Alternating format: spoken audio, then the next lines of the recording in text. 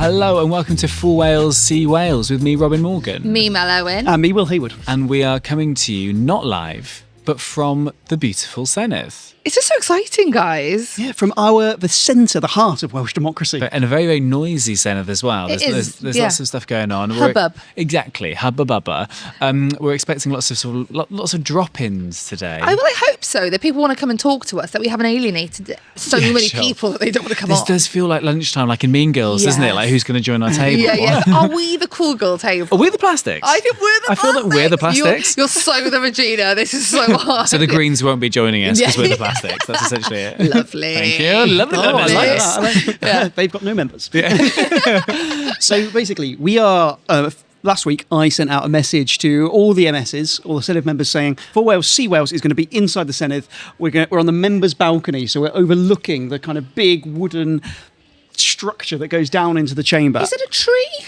I think it's supposed to be directing light down into the chamber below. Is it? And what we're hoping is some MSs are going to come and join us. Yeah. So this pod today is going to be lots of chats with different members of the Senedd, asking different questions, but crucially, today a poll has come out, a Barn Cymru and ITV Cymru poll, which shows, it is absolutely fascinating. So they do this every year. So in terms of voting for the next election, the party with the biggest percentage is Plaid with 30%.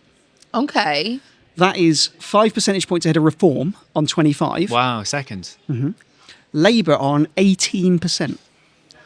The governing party that have been the biggest party in Wales in every election for 100 years are on 18%. Third place. Mm-hmm. That's a sticky day for them. The Tories are on 13%. Okay, yeah. Fair play. Fair play, actually. I forgot. Double figures. Nice work, guys. Nice work, guys. Well, how's Jane Dodd? Jane Dodd is on 7. The Greens are on 5. And Other, who I imagine is abolished the Assembly. I'm Other. It's Robin Morgan. I'm Other. Other. I've got some big news to announce. Yeah, so this is exciting, guys. This is a pod from, when we started doing this, the idea of doing it from here is, we never thought about doing this, did we? No, and also on a day when there's news that there could be shifts. Yeah, totally. And obviously this is the same day that the First Minister made quite a sort of big-ish speech. Almost like relaunching herself as leader. That's what the feeling kind of was. It felt like a reset, didn't it? Yes, yeah. For listeners, should we explain what the speech was today? So, over the weekend, rumours started to reach my ears that Eluned Morgan was going to do something. Not that she isn't doing something the rest of the time. An ice bucket challenge. It's going to be crazy. I nominate Darren Miller. Everything happens for a reason, Darren. This speech was supposed to be about differentiating themselves. So we saw last week Labour got absolutely demolished in the local elections in England. Basically, this was about doing this thing that we've been saying that they need to do for a long time and be distinctly Welsh. So, remember the phrase clear red water? Mm-hmm. Yes, yeah. So that, she's now just coined a new one called the Red Welsh Way. Sure. Wave or way? Way.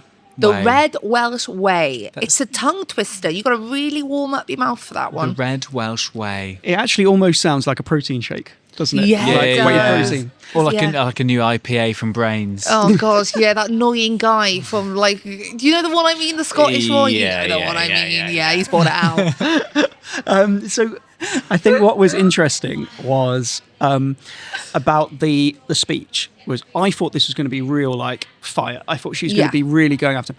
She basically just said that they're disappointed with the changes to disability. Yeah, it was a very I'm not angry, I'm just disappointed type vibes, right? But you don't get to do that when you're First Minister. Either you can't be, I'm disappointed, change it then. Yeah. That's your party in Westminster. Yeah. I've already had messages from people within Plaid Cymru today saying, yeah, we'll definitely come on.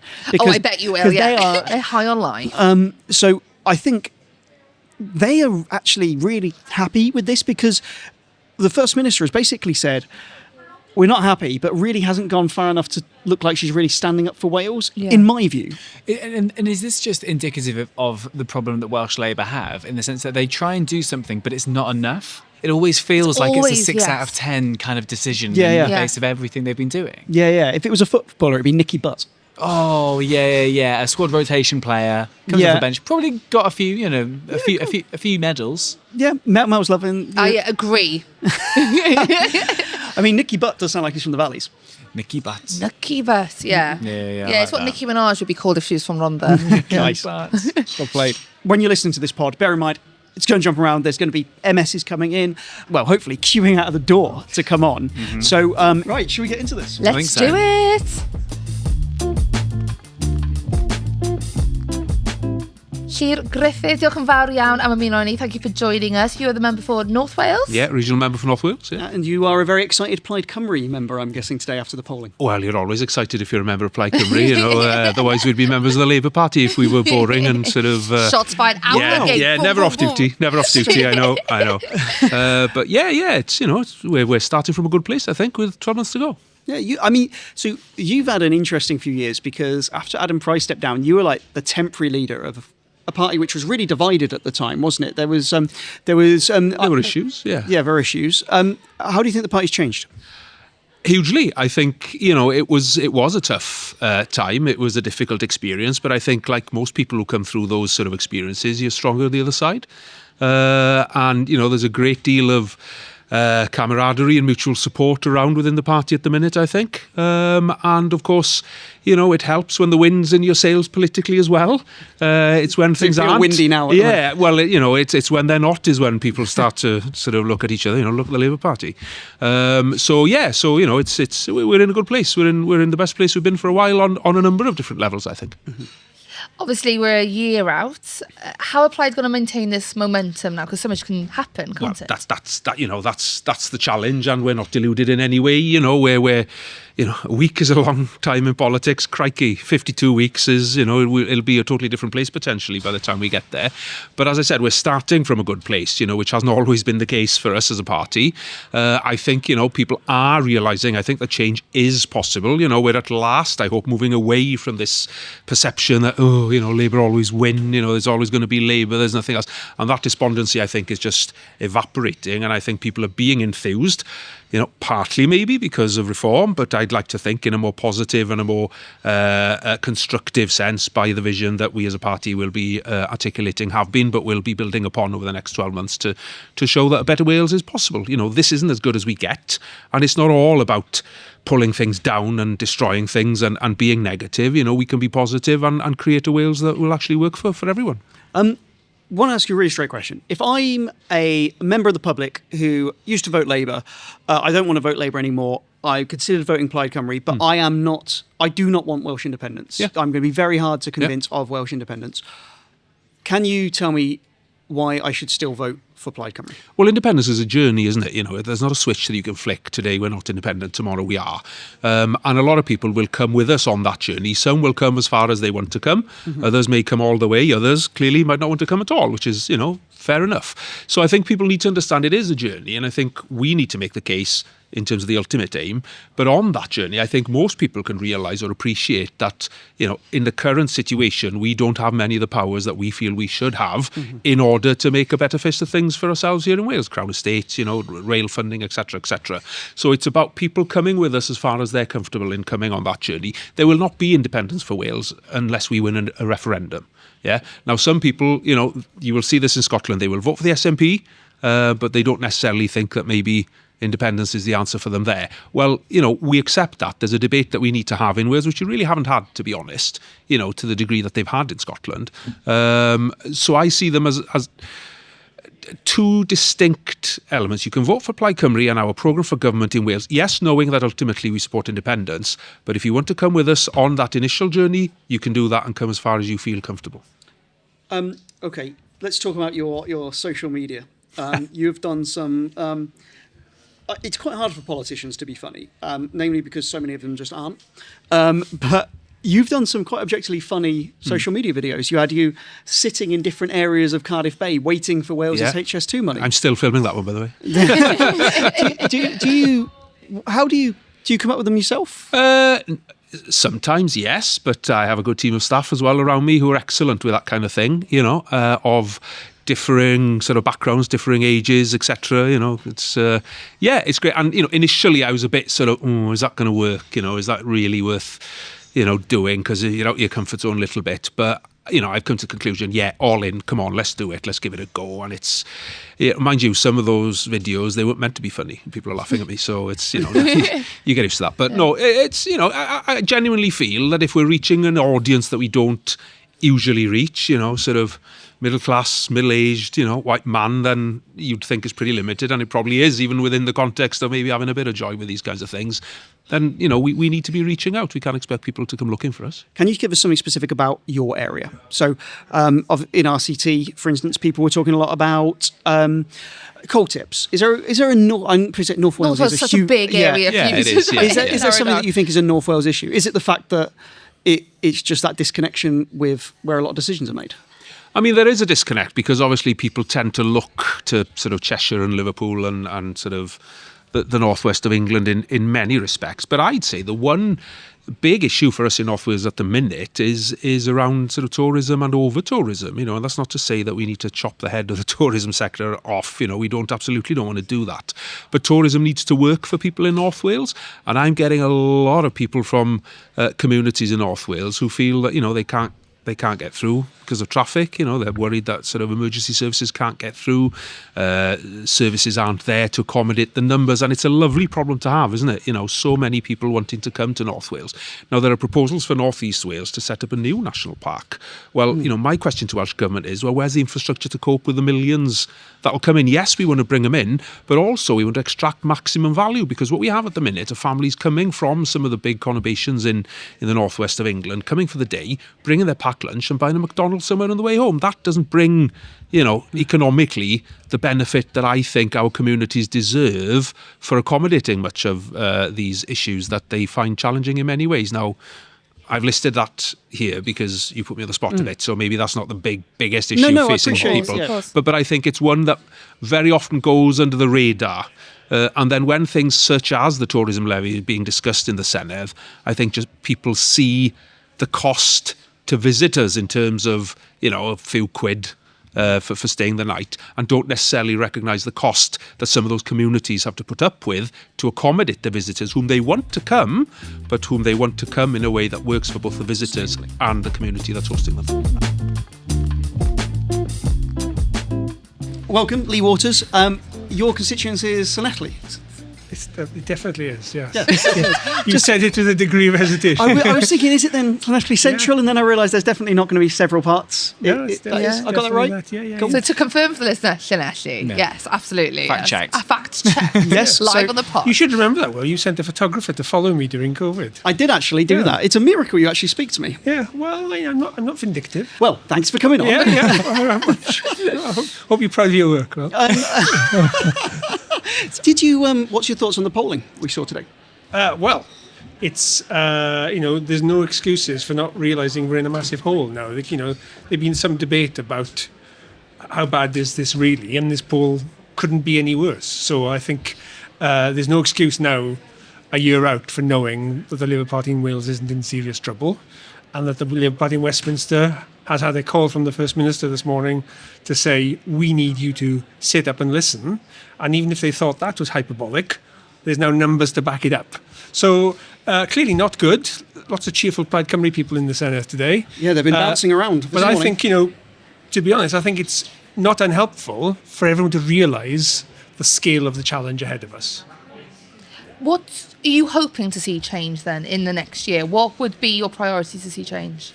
Well, there's a range of scenarios ahead of us. And you think back a year ago, Vaughan Gething was First Minister, Eluned Morgan was Health Minister, Rishi Sunak was Prime Minister. It's hard to imagine that was a year ago. And a year from now, things could be very different again. So I don't take this poll as, right, that's it, we give up and go home. So what is going to be different? Well, that's to play for, isn't it? Clearly, it's very, very fluid, both in terms of UK politics. This is, post-World War analysis. This is the most fragmented the political system's ever been. So we're in uncharted territory. We've never had a 5-6 party system before. And through the generosity of the Labour Party, we now have an electoral system that's going to reward that plurality, that diversity. So we've done that. We've created a system that is really bad for us, but it is much fairer, and I think that's a good thing. So we're going to have a situation of multi-party politics in the Senedd, which is going to require consensus. And, that's what devolution was for. I was around when devolution was created, and that's what it was created for. Okay. Let me ask you a question then. If you're sitting at home and you get a call, like you see out the window that I'm in the bushes, you get a call. Not again. I know. Joke's on you. I never left. You get the call and it's Keir Starmer, and he says, Lee, what can we do to win in Wales? What would be the advice you would give to him that you think would make it easiest for Wales to do well in 2026? Well, I think Wales, like lots of parts of the UK, needs to feel hope that things are going to get better, that the economy is going to get better, and that we are heard, we are seen. And I think the HS2 issue, which you've done a lot, Will, to draw attention to, is totemic. And it's one issue that we've made a lot of noise about, but haven't delivered on. So I think that's an easy thing that can be done quickly to show that they get it, they're listening, and they're going to give something real to Wales that people will be able to touch and feel. Something demonstrable, like this is what we've done. I don't think that's enough, but I think it's a start. And I guess the real question is, looking at this polling, what can fundamentally shift this? Or are we talking about on the margins? Because, we've been in power a long time. At the UK government level, the new government's got the most horrendous legacy.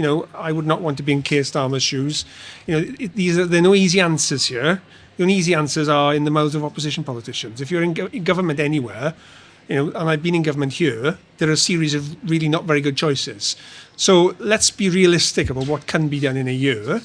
We're not going to turn it around in a year, but I think we can show that we understand it, and we're not going to take Wales for granted. I think that will be a very important first step. Are there any tangible examples of stuff that you'd like him to prioritise? Well, as I mentioned, I think HS2 is a really important one. I'd like to see a much better story of what the Welsh economy looks like. We've left the EU, we've lost the European funding, we lost the levelling up funding. What is there for places like Llanelli that feel that industry has gone, that there aren't jobs there now? What's the UK government's story about jobs outside of London and the South East? We hear lots about Oxford and Cambridge corridor, we hear lots about growth. We don't hear much about the economies of Llanelli. So I would like to hear that from him. Can I? So you mentioned you were in government.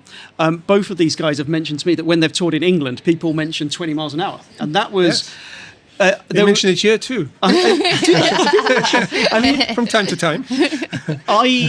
I've never ever felt particularly sorry for any politician, but there was a period about 2 years ago where I did feel pretty.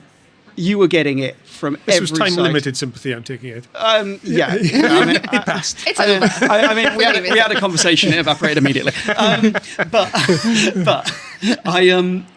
that was you were the person who drove and introduced 20 miles an hour. By doing that, you have objectively saved lives now, and you've actually probably saved money for the Welsh taxpayer. You got an almighty pile of shit from that. What was it like? How did it affect you? Talk to me about it.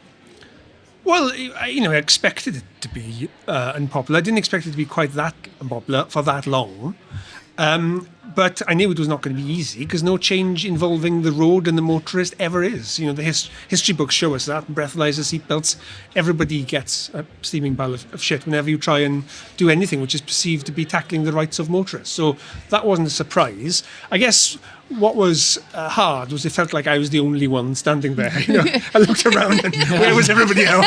That was the thing. It felt like you were a government minister, but other politicians in your party, they left you there. It did feel like it was and not just in my party. Bear in mind, this was a cross-party movement. 3 parties signed up to this. This was a 2/3 majority in the Senedd. Across all parties, suddenly they were nowhere to be seen. So that's a lesson in politics, isn't it? But that's you pissed tough, off. You really. I mean, you got. I'm not trying to say to you. I'm not trying to say to you off, no, but I was. Is lonely for sure. Yeah. It's not been much fun. No. But the evidence is pretty solid.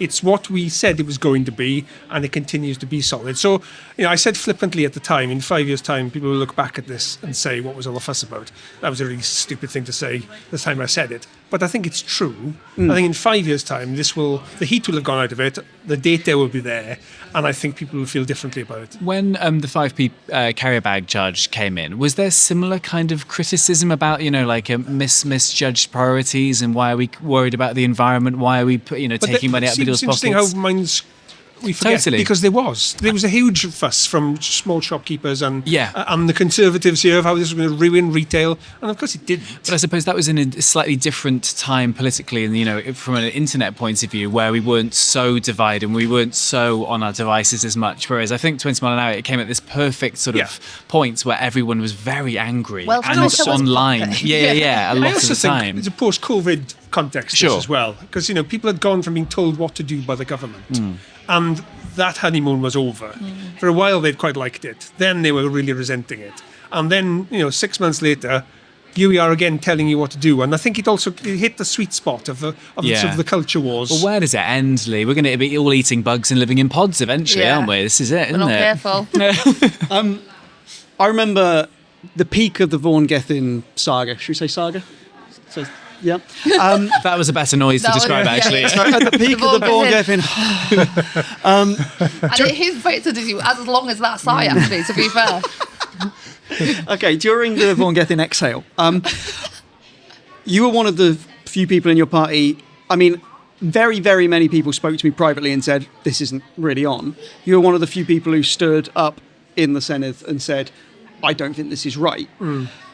2 questions. How much damage is that still doing, do you think? And what's your reflections on that whole saga? Confusion and sadness, I suppose, really. I'm still confused that, the facts were never in contention. Nobody disagreed with the facts. The facts were the facts. And yet people drew radically different conclusions from the same set of facts. There are still people who don't think anything wrong was done and still think it was a political plot to get rid of somebody that me and others were never reconciled to, which just makes my hair go on fire. The people think that, but people genuinely do think that, and I just can't get my head around it. I just can't understand why people could not see that was clearly not right, because the voters could, but there's something about some people in the political bubble who just still don't see it, and that troubles me, and it also saddens me. Are those divisions live still? Yeah, it was less than a year ago, and and it was very painful, and the consequence of it on a human level are very real. So I don't think that's healed. People have moved on. There are other issues you're focusing on, but that upset is still there. How could it not be? I was here when the whole Alan Michael Rhodri Morgan row happened 25 years ago, and that took 5 years. Was that when you were working as a journalist? 10 years. So I first of all came here as a researcher. I was the first person to get a researcher's pass from the Assembly. I worked for Ron Davis, who was the Welsh Secretary, and then I went to be a journalist. So I came back here as a journalist, and then I left to run a couple of charities, and then came obviously back 9 years ago as a Senedd member. So I've been in this building in different ways for quite a while now. Okay. I'm quite looking forward to getting out. What's next? I don't know. I'm slightly scared. No, I honestly don't. Know. I'm slightly terrified. But I know my time here is done. I've done 10 years, and that's enough. People stay too long, and I think we need a freshening up. You said I've done 10 years like it was prison then. Yeah, well, it's been tough going. Yeah. I'm glad I've done it, but it's taken its toll for sure. Genuinely, thank you so much for coming on. I will be the first to admit I've made your life quite hard for several years. Well, that's the nature of the beast, isn't it? I've been a journalist. I don't take it personally. I understand. Do you not? No. Really? No, I take it so personally. That so much. He was really hoping that you would. It's not. It's never personal. The reporting's never personal. I don't. I try not. One thing I would say I'm quite good at is not bearing grudges, because this business can really eat you up, and some people do, and I just think it's very unhealthy. And now welcome to For Wales Wales, Shauned Williams. And just to check, Plaid Cymru, and you are the South Wales West? South Wales West. I have to always correct people and say it's not Pembrokeshire, because people hear South Wales West and they think of South West Wales. Sure, yeah. But I say, it's the west of South Wales. So, it's Swansea, Neath Talbot, Bridgend. And I'm based in Neath and I live in the Swansea Valley, so right in the middle. Firstly, have you seen the polling out today? I have seen the headline figures, yes. Yes. Can you give us your thoughts? I think it shows, obviously it's very good news for Plaid Cymru. I think it shows that in Wales, as in Scotland, there is an alternative. And people are taking that alternative seriously. So I think especially perhaps among disillusioned Labour voters, I think that's where we're doing very well. And it's because we've been speaking up about some of the policies that people who were perhaps left-leaning are most disappointed about when it comes to Keir Starmer's government.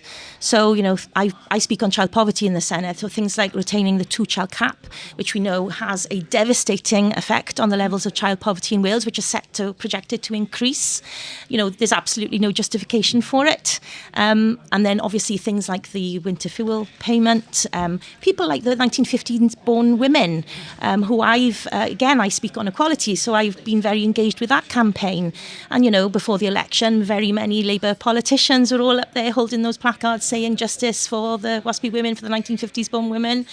And then that promise was broken. There's just been a litany. And I think even some of the less well-known headline-grabbing decisions, such as things like the NICs, I talk often, of course, to small businesses and also to people in the public sector. The national insurance contributions. The national insurance, yeah, exactly. So, we're not getting the consequential that would, we're only getting the barnetised consequential, which means we're not going to get enough, for instance, pay GPs to make up for the fact that they're going to have to contribute more to national insurance, which is just, doesn't make any sense at all. And I think people are starting to see it doesn't make any sense at all. And do you think that Plaid can obviously getting voters from Labour to yourselves, that's the way to get what you want, essentially, isn't it? I mean, how are you going to try and convince the potential Reform voter who is going to be going to Reform? How can you convince them that Plaid is the way to go in terms of a protest vote? Well, in terms of a protest vote, obviously there's always been an alternative in Wales if you want to protest against the unionist parties, right? But I think whereas we're looking at Reform, obviously we engage with absolutely everybody. We knock everybody's door. We'll be making that case to absolutely everybody. I think that, I've heard Jack Larner talk about the fact that, if you want to attract Reform voters, the only way to do it is to not be Plaid Cymru. We are a left of centre party. We believe in equality, diversity and inclusivity, which is something that they are completely against. So it's going to be very difficult. We've been champions of the NHS. We're not going to be giving up on those messages to scoop up a few votes. But obviously what we want to try and do is to stop people going that way in the first place. And we'll be making making it clear that there is an alternative. If you want to protest against Labour and you are still fed up with what the Conservatives did in the last government, then you've got an alternative in Wales. Specifically your area. So there's a lot of issues which are kind of pan-Wales. What specifically do people in your area talk about? Is there anything, because we had people on who represented RCT, for instance. They were talking about coal tips a lot. What about your part of Wales? Well, obviously the massive issue there's been for us over the last year is Tata Steel. I represent the area of Port Talbot, which is where the concentration of the effect has been. But I think a lot of people don't realise the ripple effects as well. I said I live in Pontardawe. Very many of my friends and neighbours also are employed in Tata Steel, or they have members of their families, or they have friends. And also a lot of them, were part of the supply chain. And they just, again, feel that was all a bit strange because they, again, were promised in the election that having a Labour government in Westminster would make a difference. Just wait. We were told all the time, just wait. And it was reiterated here in the Chamber in the Senedd. And then there was no difference at all whatsoever. And then there was all this big push about saving Scunthorpe and the rhetoric around that about saving saving steel, saving British steel in this case. And people felt very let down. So it's unfortunately, it's created a huge cynicism, I think. A year is a long time. How are you going to maintain this momentum? Because it's great news today, but how are you going to maintain? Is there going to be an element of complacency? never complacency. In Plaid Cymru, we can't ever be complacent, ever, because we don't have the platform that the other parties have. We're not on the news every night, right? We're not in the paper every day, although thanks to Will's excellent columns in some of the London-based papers I really like it when politicians compliment me. No, well, no, we don't enjoy it either. He can't take a compliment from anybody. It's dreadful. We say that Wales suffers from the democratic deficit. Plaid Cymru gets the real brunt of that. I mean, that's why it's great when we get to, during election times, we get to go on and be on those leader debates, to get, to be on GMTV, to get on the mainstream, the place where most people get their news. GMTV is an old school reference as well. Okay. Yeah, but I enjoyed it so much. Good morning, whatever it's called now. Good breakfast. You know what I meant. We all knew. I'll start talking about Roland Rat in a minute. Amazing. Can we ask you for a prediction? We're asking everyone. We'll keep building that momentum now over the next year. And as regards I think that we will see a change in government. It may, I would hope, obviously, that with this wave starting, this momentum, which is carrying on poll after poll, that we will see a Plaid Cymru First Minister for the first time. Next on the podcast, we have Jenny Rathbone, who is the member for Cardiff Central for Labour. Thank you so much for coming on. Oh, pleasure.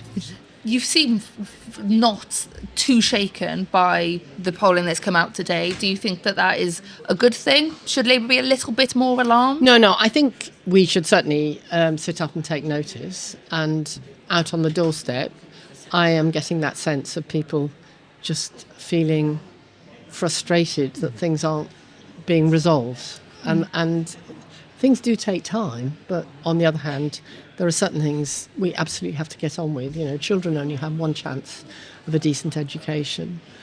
So I think there's a lot of things that we're going to have to rethink, and that's all part of the manifesto process. We live in a very uncertain world, and we need to do our very best to identify where we can give people certainty, where at the moment they have not very much. I just wanted to ask you, obviously you will have waited 14 years to get a Labour government in Westminster again.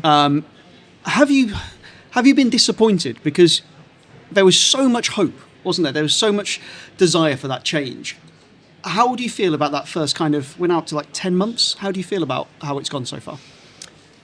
Well, I perhaps didn't have quite such... I'm sure some people thought it was going to lead to Nirvana straight away, but I was a bit more anxious about what they were really going to do. I was fully aware that they had this line that said we can't afford to abolish the two-child benefit cap, which felt really uncomfortable to me. Because if you want to resolve child poverty, you've got to aim the money at the people who need it most. And the undermining of the whole child benefit over the last years since Gordon Brown left office has been very, very distressing for somebody like me who thinks that children are the most important people we have to focus on because they don't have a vote. So we have to speak for them. Yeah. You mentioned things obviously taking time and we've had people sort of saying how, a new Labour government in Westminster, that could speed things up, but it's going to take time. Does Welsh Labour have enough time ahead of Senedd? There's only, a year to go now. Is there enough time to convince people with both, money coming from Westminster and, radical ideas, that sort of thing? Do you guys have enough time to change people's minds, do you think? Well, hopefully, yes. And it's hard to know how the UK government is going to react to the results last week. I think doing more of the same more quickly isn't going to lead to where we need to be. There needs to be some rethinking there. Is what have they been elected to do? They've been elected to deliver social justice, and instead they appear to be making people poorer. So they've got to rethink how they're doing this. I think we have a very disjointed economy, which is dominated by a lot of money in the city, which is mainly in companies that don't actually invest in Britain. So we've got to start having an industrial policy, which we've not had for years and years, because we live in a very uncertain world, and we cannot rely on things arriving because we've been used to getting them from somewhere else. That is not a safe assumption any longer, and I think the world has changed enormously since Donald Trump was elected. He's now on the other side. You know, NATO's dead. This man is in alliance with Putin, not with Zelensky, and we have to rethink how we're going to defend ourselves against these dictatorships. We're asking every MS who we speak to if there's anything specifically that they want to talk about, because so often the news agenda drives questions, doesn't it? Is there anything particular you wanted to talk about today? There are two things I'd like to talk about. One is that we need to turn the NHS spending inside out. We've got to focus our minds on prevention and early intervention. There's far too much money being locked up in the hospitals. The Mark Drake for too many hospitals. Many hospitals, absolutely. Very difficult to close them. But we absolutely have to spend more money on prevention. That's why I'm disappointed that West Streeting hasn't instantly introduced a tax on ultra-processed food, because that is the thing that's killing people. That is the number one cause of death, early death these days. So hurry up, Wes. We need to get on with that. But equally, we also need to have much more money going into primary care, early intervention, the basic things that, when they not dealt with, then start to become much bigger problems and much more expensive problems. So we need to get on with that.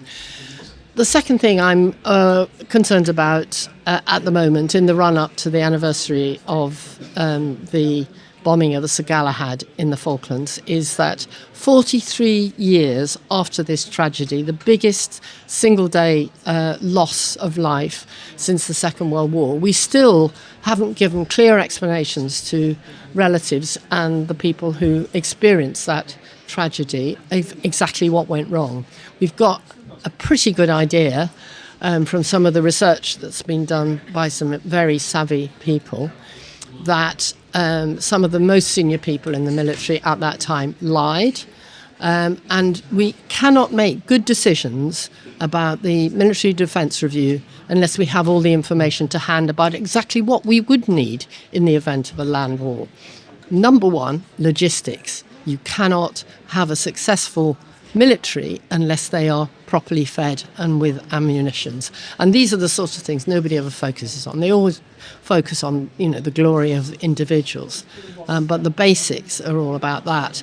And what I would say is that the people who deserve answers, i.e. those of the relatives of those who were killed and those who were maimed, either physically or mentally, by this ghastly event, cannot wait till 2065, when nearly everybody who was involved will be dead, including me.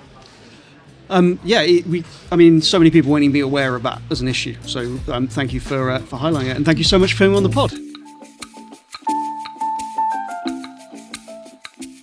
And now on the podcast we have Labour's own Heaven David. Hello. Nice to be on the pod. And thank you for coming. Pleasure. You've listened as well. You're a listener. I'm a listener and a watcher. On YouTube. Yeah.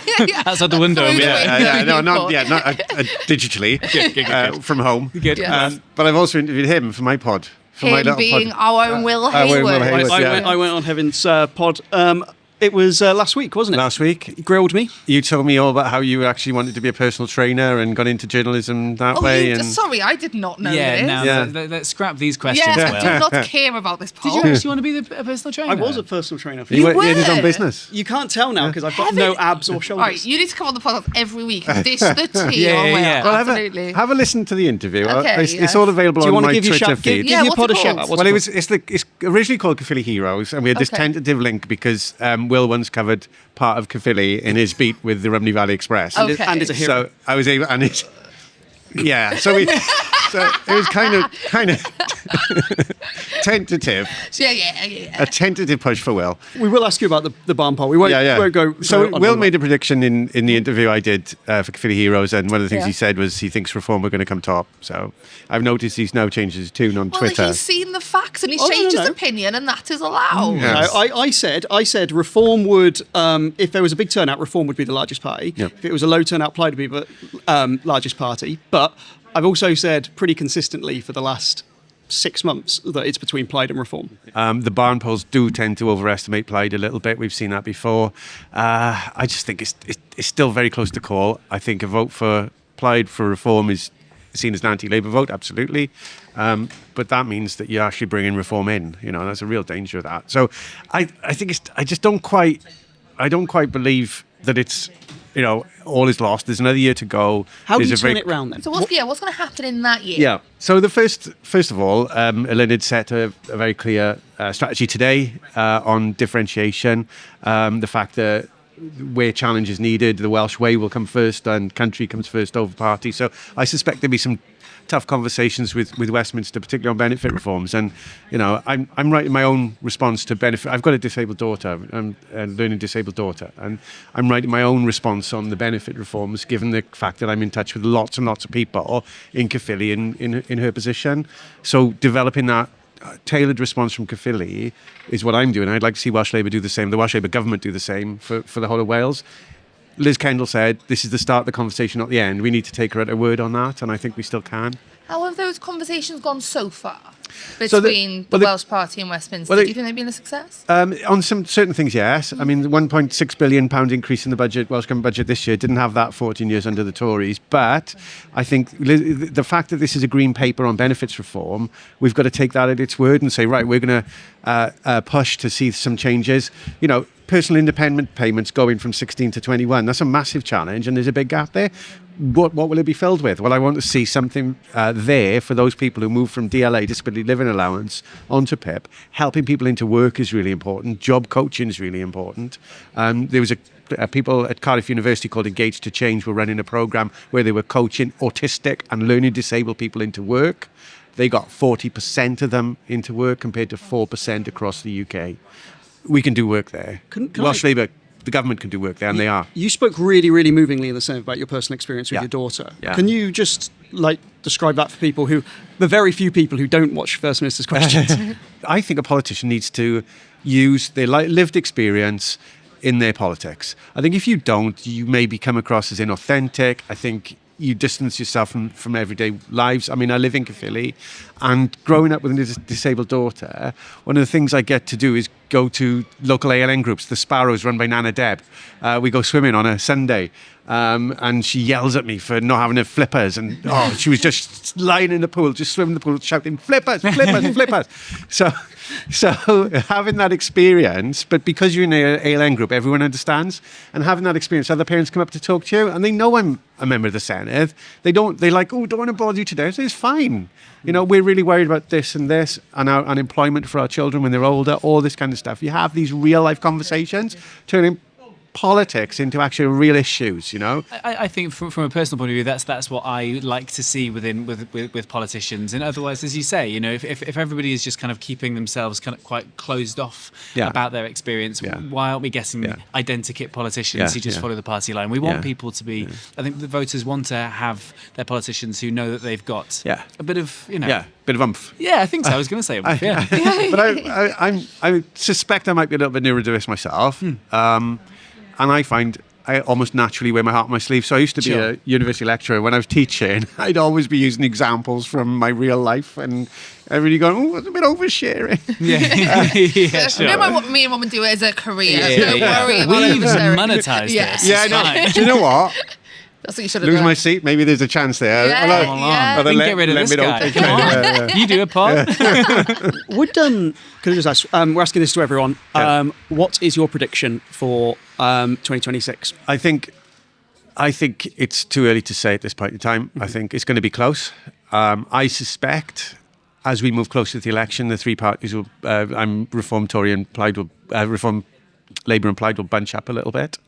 But I think then, as we get closer to election day, I think things will split off a bit more. And I think we've got to prove, waiting lists as an example, we've got to prove that we can continue to govern in the interest of Wales. Although I'm not in government myself, so I'll continue in opposition.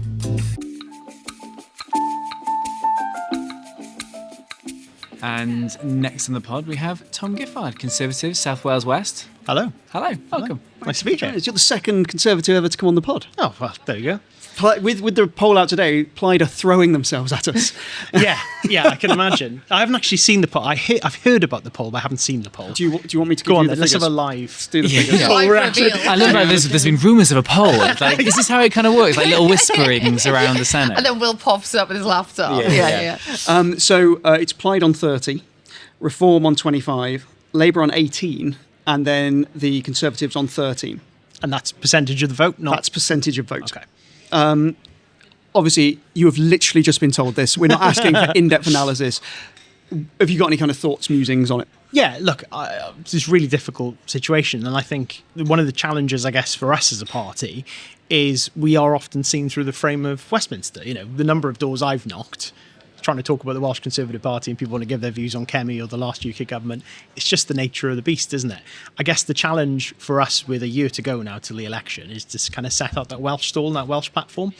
You know, show people what we'd be like if we ran the Welsh government independent of anything that's going on in Westminster. That's the real challenge for us to get across. And I think, you know, the more sort of Welshified this campaign becomes, I think that the better. I think the tendency has often been to, particularly with Reform, treat Nigel Farage like this celebrity who doesn't stand up to scrutiny about Welsh policies and what he'd do in Wales. And the more Welsh media there is covering, I think the Senedd election from a Welsh perspective, like this podcast, is very important. How hard is that to sort of distance yourself from the Westminster Party when, I suppose, a year ago or 18 months ago, it was the opposite of that, right? Sort of Andrew trying to say, you know, I'm mates with Rishi, all this kind of stuff. How difficult is that to go, actually, rug pull? Got ya. I don't think it's as much about distance, personally. I think it's about recognising we're in different stages of a kind of electoral cycle. Like Kemi was elected as the leader 6 months ago, and understandably that process of kind of trying to rebuild the party takes a lot of time. You wouldn't expect detailed policy measures, for example, to come out within the first 6 months of someone taking office as leader of the opposition. But we're obviously in a very different position as well. And I think, frankly, the thing I've always thought, which is we need Welsh Conservative solutions to Welsh problems. So, for example, where you've got waiting lists in Wales that are longer than elsewhere in the UK, education in a different boat entirely, you need Welsh solutions to those problems. I don't think it's enough to just sort of copy and paste the things that are going on in England. And in a sense, actually being in opposition gives you a bit of breathing space and a bit of room to be able to do that stuff and develop that out a little bit more. If next year Darren comes to you and says, look, let's prop up Reform and let them lead the government, what's your personal reaction to that? So, like, I'll be totally honest, I'm quite uncomfortable with it. And the reason I'll say this is because I don't know what Reform stand for. So, you know, when I had a Reform candidate come to one of my surgeries. It was really weird, about a month or two ago. And he said, I'm going to run against you in the next election. And I thought, hang on, he came to your surgery? Literally came to the surgery. Basically, like, it's like walking into the saloon in the West and saying, I'm going to be sheriff. I said, how can I help? And he said, you can't, but I'm just come to introduce myself. That's I'm going to be the Reform candidate. Like an EastEnders end of episode. And then he started a protection racket. Yeah. It was problematic. But, you know, I said to him, because he was on about, between us, we'll get the numbers, and he's getting very excited and all the rest of it. Hey. And I sort of said, well, actually, I need to know what you guys actually believe in and stand for. So, for example, I think the Reform are caught, I think, between these two visions of what Reform are. This kind of almost like extreme Thatcherite, free market, almost conservative party, and then this kind of Trumpian tariffs and big government and bureaucracy party. And frankly, I don't know which one we would be propping up. And I think it's difficult to know that without a leader and something to coalesce behind. And that, I guess, going back to the earlier question, is the difference between us and Reform. We've got a sense of direction. We've got a clear leader. So I'd feel uncomfortable about it without knowing what we're getting into. What we're asking everyone who comes in, is there, obviously there's universal issues in Wales. There's, waiting list affects people all over Wales. Is there anything specifically in your area, even if it's a bit niche, that you think is an issue that constituents come to you about that you'd want to highlight? Yeah, so my local campaign at the moment, so obviously you're aware the M4 Relief Road was cancelled in across South Wales, but specifically, I think the thing that's underrepresented is the specific junction upgrade projects are cancelled as well. Right, okay. So I'm just, one of the things I'm doing at the moment locally is trying to get those back on the road, if you like, those junction upgrade projects, because people who live in Pentllygare, Junction 47, Junction 45 and Ynysforgan, trying to get onto the M4 from Swansea, find that is the bottleneck, even Which if is it's not the worst the M4 junction in your constituency? itself. Definitely Ynysforgan, 45. That was the most Alan Partridge question you've ever asked in your life, and I loved it. I'm so here for it. I was like, I'm ready with an opinion. This is great banter. It really is.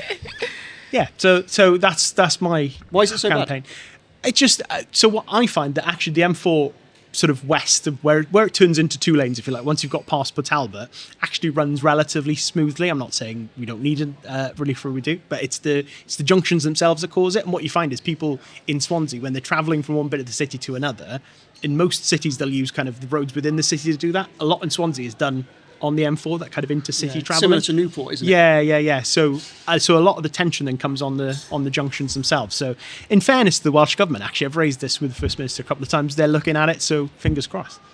Good stuff. Tom, we've asked everyone this. Give me a prediction for 2026. No overall control. I think that's pretty safe. I think that's pretty safe to say. The fucking press. I think that's pretty safe to say. Look, for us, I think the polls are incredibly volatile at the moment. I'm going all out to have a Welsh Conservative government in whatever form that comes in after the election, because let's be honest, any alternative to this Labour government's better than what we've got now.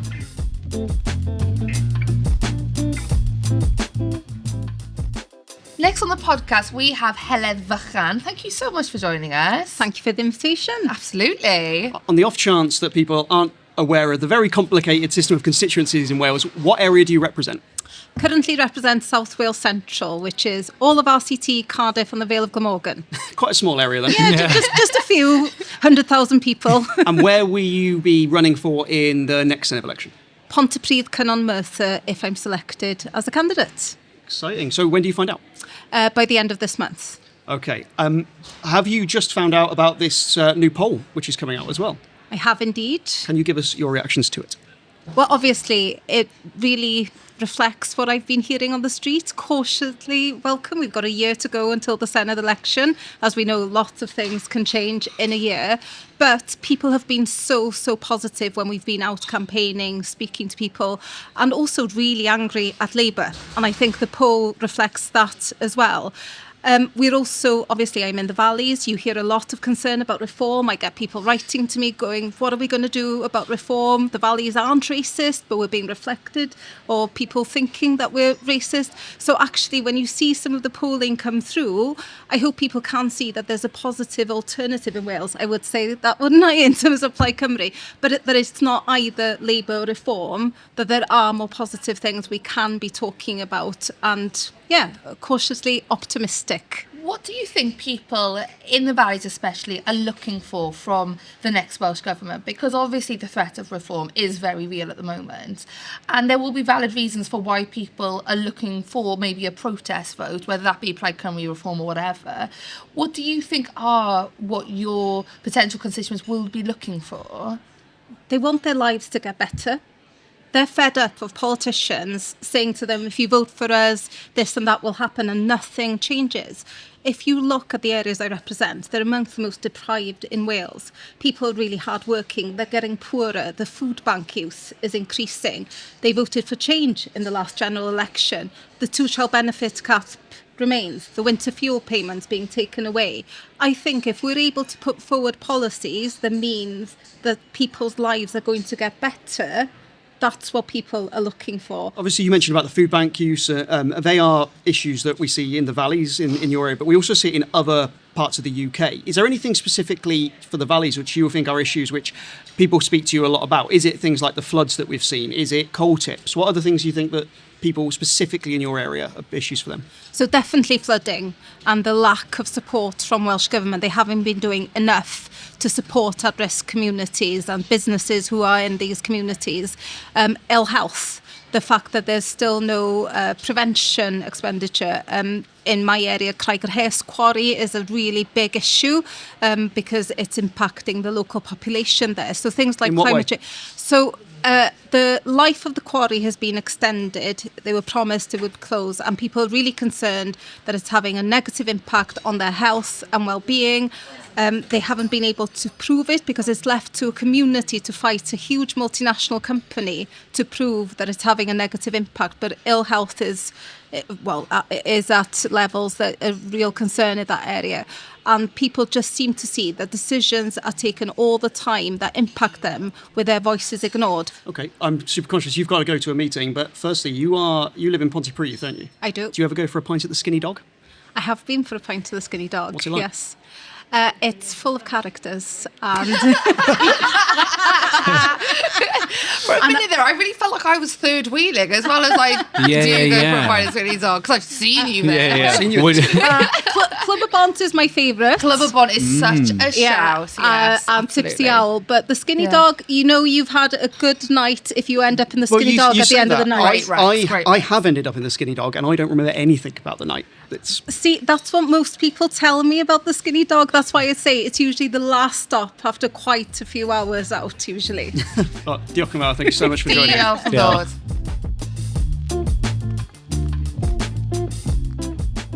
Welcome, Llyr Gruffydd. How are you? I'm very good, thank you. How are you? I'm very good. So you are the Labour member for Wrexham. I am. You watch much football lately? Just a bit. So I followed Wrexham Football Club. I went to my first match in January 1972. Oh, so you were a diehard. Absolutely. You got there before the Jolly Come Absolutely. Lately. You were there before But, Deadpool. everyone's welcome. So I was actually on the board of the Wrexham Supporters Trust for a couple of years before I was elected. So I remember one time we were both at the NFU Cymru conference because for many years you had probably after health the toughest job in Welsh Government, didn't and you? I've had health as well, so yes.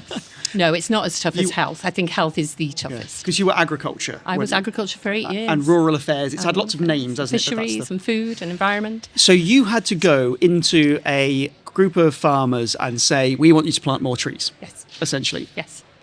That is a hard job. Yes, it's a hard job, but I think, when you believe in something and you think it's the right thing to do, it becomes a much easier job. And I think, I loved agriculture. When I first went into agriculture back in 2016, I remember thinking, I think I've got 6 farms in my constituency. So it was an area of government that I knew very little about, but I grew to love it.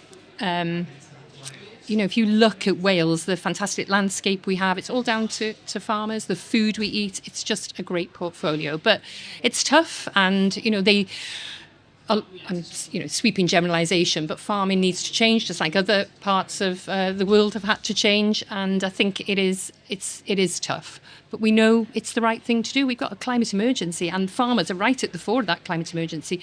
I'd be with them when they'd had flooding. I'd be with them when we'd had hot weather and, it was never the right weather because it was changing. So you knew in November you get rain, not anymore. It's, you get lots of rain in May, you get lots of rain in August. So, it's a tough job as a minister, but it's a tough job being a farmer too.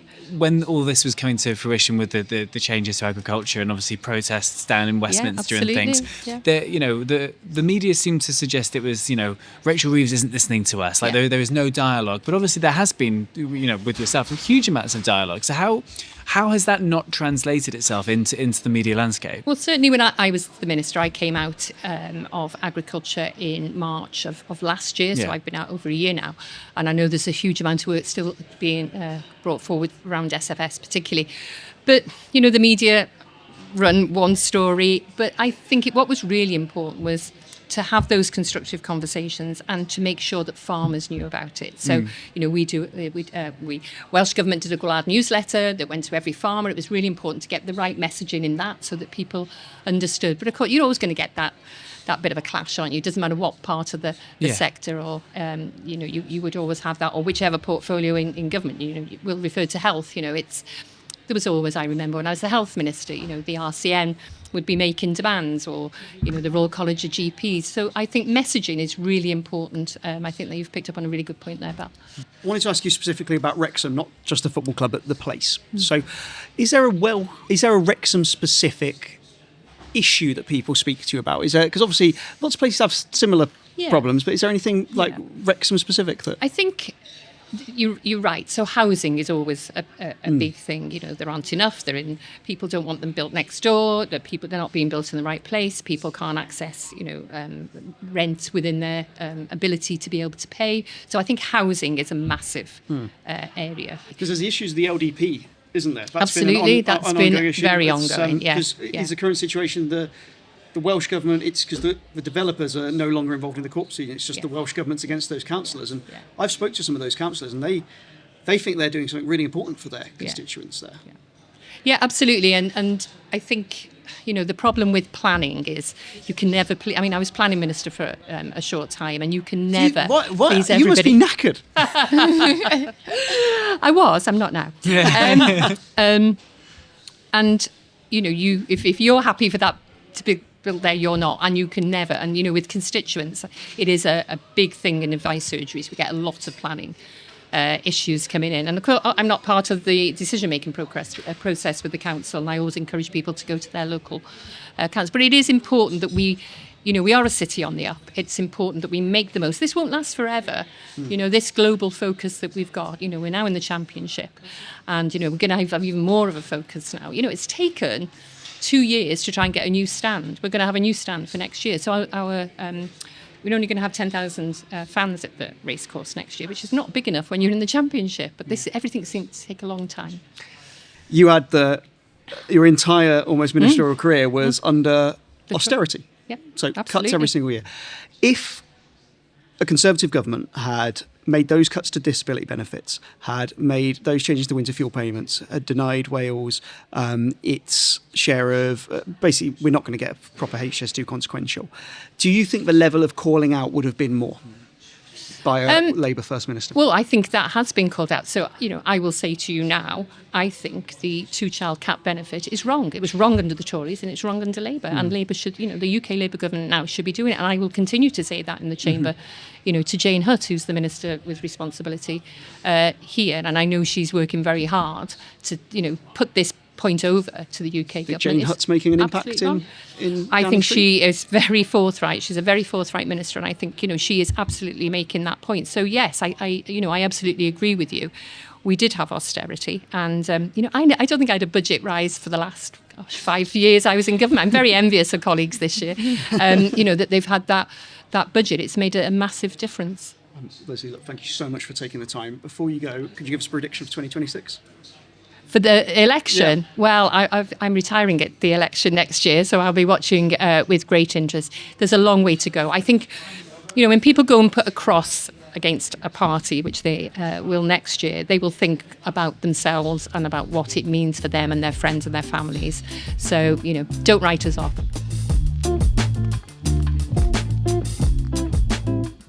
It has been an epic day. We have had, we knew we were going to get Plaid on. We knew some Labour would want to chat to us. We had Tory on as well. Fair play. We didn't expect to be as busy. We allocated several hours, and this poll came out, and we had the First Minister's speech, and that has taken up a lot of time. So the things we're going to get to in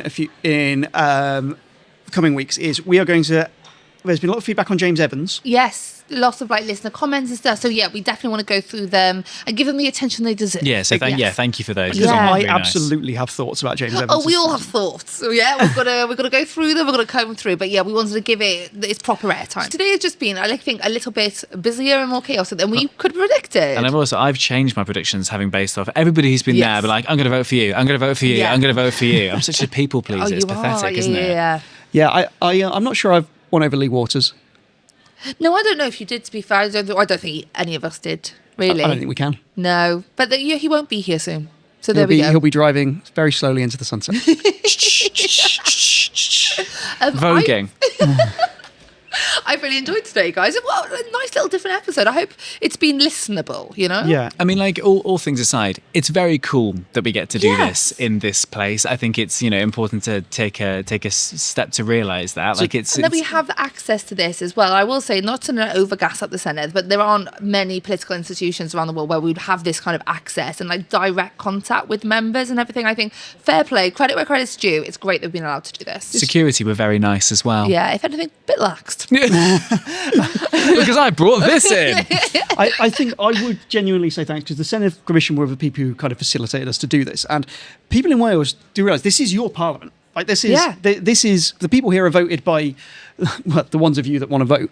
And I think actually there is a massive value in the fact they've let our podcast come in and just chat to people. And this is what democracy actually should be. It's just lots of conversations.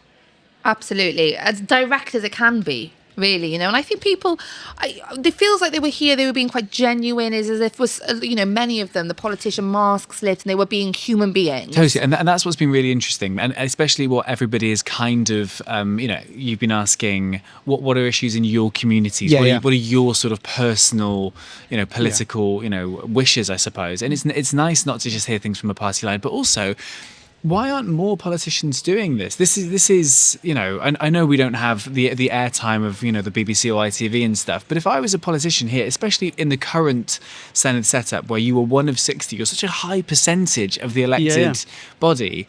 If you're passionate about this stuff, you should be shouting from the fucking rooftops. Yeah. You know what I mean? Exactly, yeah. And, taking a space that isn't the BBC News or ITV News, whatever that is, to be officially putting out the party line and actually talk about the things that your voters do really care about. At the end of the day, I know we take the piss out of potholes and stuff. That's what people care about. Yeah. That's how people vote. They care about what's going on literally outside their front door. So this is such a good opportunity for them to speak to those voters directly. Agreed. We should also say a thank you to Hayward Media. So what they have demonstrated today, very aptly, is that they can go to a site, a venue, and they can set up essentially a podcast just on the fly. They get all of this set up. They got in here about half an hour before. They were whizzing up. The lights were being put up, the wires. I mean, I don't know how any of this works. This is why I'm a typing... Voodoo and magic, yes, we just keep turning up and they're here and it's done. So thank you to Hayward Media for your magic. Yes, check them out. Anything else to shout out, guys? No, I'm all good. A shout out to the Senedd. Yeah. Shout out to the Senedd. Shout out to you, the listener, and shout out to everyone who's come along and chatted to us today, because it's a big deal, right? Yep, absolutely. It is indeed. We'll see you next time. Yeah, I've been Mel Owen. I've been Robin Morgan. And I'm Will Hayward. Bye. Bye.